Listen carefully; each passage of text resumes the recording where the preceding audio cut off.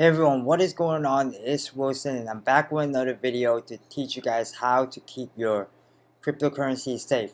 So if you guys been investing in altcoins, ICOs as well as other different cryptocurrencies, we want to be able to keep it safe, right? There's a lot of hackers out there, especially nowadays with all the cybersecurity, and we want to keep our money safe because it is our investment, and a lot of these blockchain things can get really confusing in the beginning.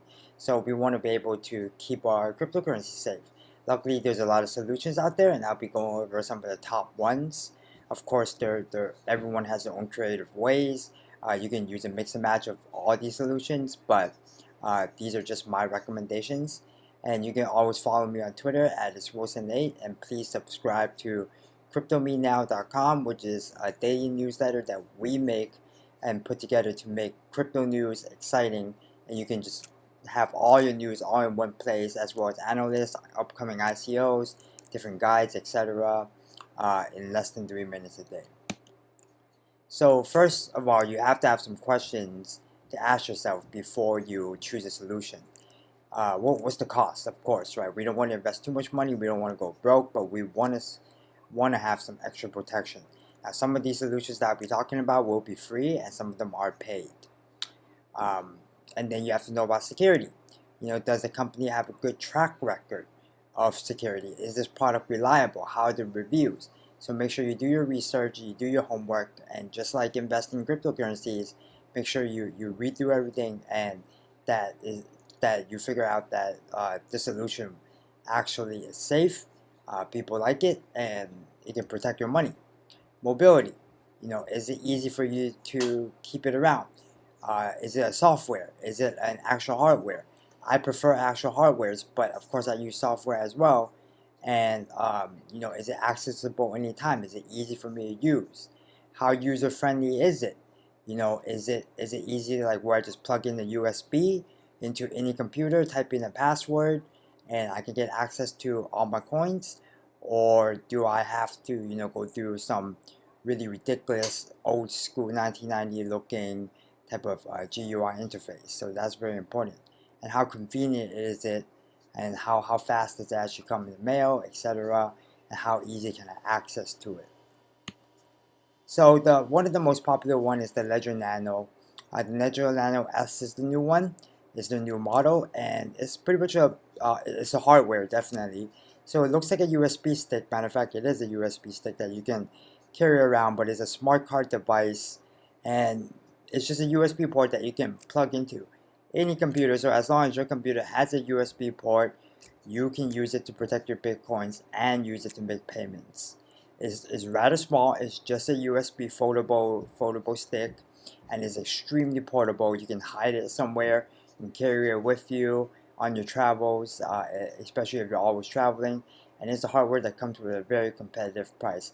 It used to be a lot cheaper at $69, but right now, if you go on Amazon, it's about $129, and it has some super good reviews, and it does keep all your Bitcoins safe. The next one up is the Trezor. The Trezor is one of the first movers in the hardware industries, and it's probably one of the top notch, I would say, when it comes to an actual physical hardware, because it actually has a really good reputation for providing really good security against both like virtual and physical theft. But what I don't like about the Trezor is that I feel like it lacks a little bit in style. It looks kind of clunky, looks like a little dog watch, but that's actually probably a good thing. Like if you're on the streets, people that aren't really tech savvy or into crypto and Bitcoin, they probably don't recognize it, they won't steal it. It is the good thing is that of course, as I mentioned, the security. So even if your PC is compromised with malware or something went wrong, your private keys will still be safe with Trezor, and it's more of like a vault than a wallet compared to like the Ledger. It's a little bit more pricier than the Ledger, but I think it's worth it, minus the style, of course. And it's really great, and it's just pretty compatible. It runs at 154, and you can get it on Amazon as well. So let's move on to my favorite wallet of all time, of course. Anybody that's trading any type of cryptocurrencies involved in blockchain is they're familiar with Coinbase, right? We buy our Bitcoins from there, we buy our Ethereum from there, we buy our Litecoins from there, and it's just pretty much Coinbase.com, right? Everyone has an account. We use it to transfer it to Binance, to other exchanges, so that we can purchase other altcoins such as Ripple, Stellar, Tron, etc. Icon, whatever you're investing into. And the good thing about Coinbase is that they have really good security features, right? And they're also insured, so you don't have to worry about losing your money. It's probably the safest place to be. And if you believe that the market will crash, well, you don't have to hold it in coins. You use Coinbase to sell them, and now you have currency. You can transfer it easily into your bank account, or you can deposit more into Coinbase to buy more Bitcoin, and then transfer them into your favorite exchange such as Binance, Bitstamp, etc. and use it there. I use mainly Coinbase, and I also own the ledger, but you can also activate the two-step verification, which they kind of push you to do each time you log in if you haven't already. And you can also use the Google Authenticator, which is an app on your mobile phone, to add that extra layer of protection. The only drawback is that Coinbase only offers Bitcoin, Ethereum, and Litecoin. I had a typo right there, not Ripple, but Litecoin. But they have a GDAX, which is their little trading platform that you can transfer in between, and it's quite straightforward. No complaints. Love Coinbase. The next one up is my Ether wallet. This is considered a paper wallet, so there's really nothing much to it. This is the one that I don't prefer too much, but a lot of advanced crypto users love using it, and it's something that you can actually download on your computer. It's not something that is really user friendly in my opinion as well. They have an online version, they have the GitHub version that you can download, as I mentioned. The only good side is that this is free. I don't use this at all, but I do have friends in the crypto space that use it to keep it safe. Next one up is Jax. I toyed around with this one. This is more like a little software on your computer as well as on any type of mobile app. It runs on iOS, Android, desktop, Mac. Browser versions are available.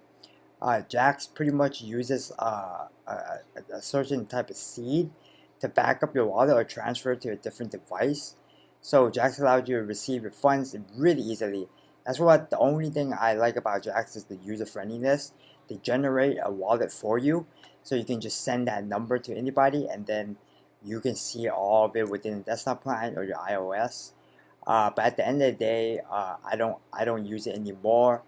I feel like if I switch computers, something can go wrong, but there are ways to recover it as long as you write down everything, including the password. And they have a really good integration with Shapeshift, which allows you to pretty much exchange different types of currency and accept different types of cryptocurrencies. So here's a quick comparison chart that you can take a look at. The prices are a little bit outdated, so ignore the price section, but it goes to the security, the mobility, the user friendliness, the convenience, and the style. So this is a good thing to refer to and see which one is the best for you. Well, anyways, thanks for watching. Follow me on Twitter at itswilson8, where I tweet a lot about crypto lately and any updates. Make sure you subscribe to CryptoMeNow.com for daily exciting news for need-to-know crypto news, analysts, ICO updates, review, and more. And subscribe and give this video a thumbs up if you found it helpful. Thank you for watching once again.